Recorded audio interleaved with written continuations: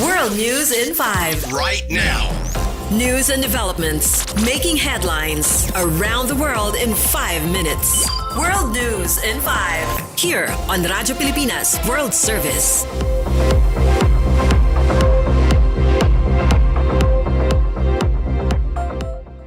Good day. This is World News in 5 here on Radyo Pilipinas World Service.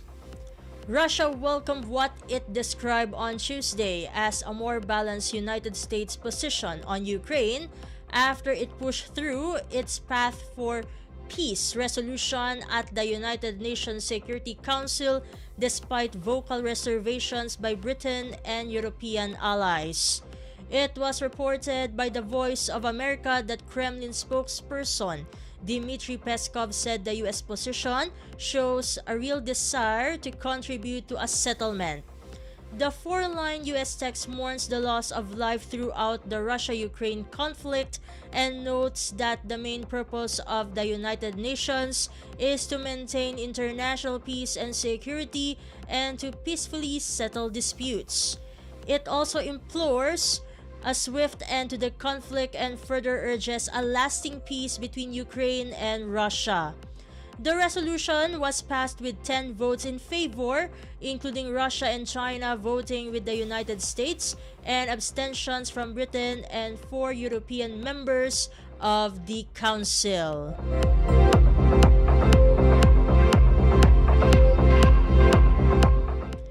In other news overseas, the United States government has proposed punitive new fees on international shipping that would target vessels owned by Chinese companies or manufactured in Chinese shipyards.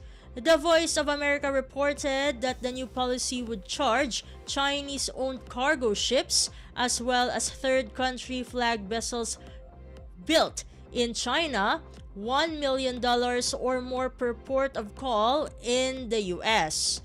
Large container ships often make multiple stops when delivering goods to the U.S. and would face new fees at each port.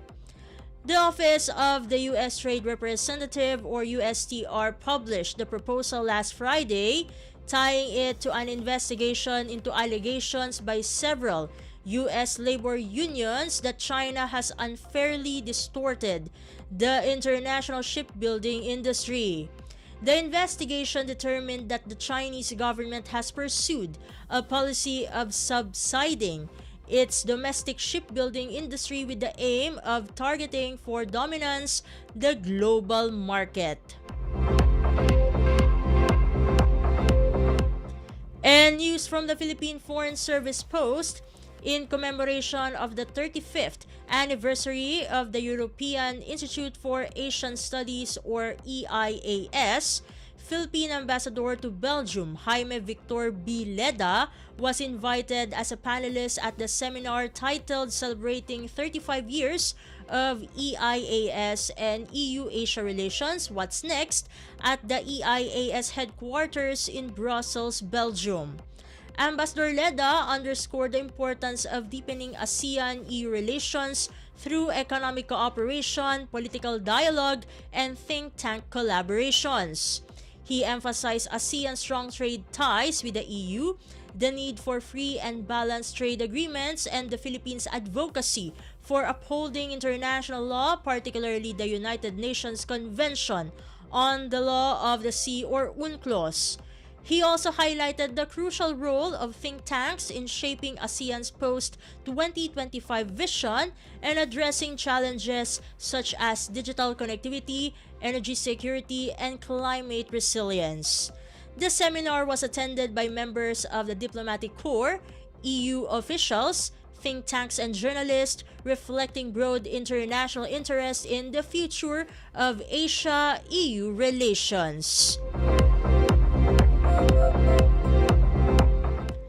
And that concludes today's edition of World News in 5. For Radyo Pilipinas World Service, this has been Steph, Vicente.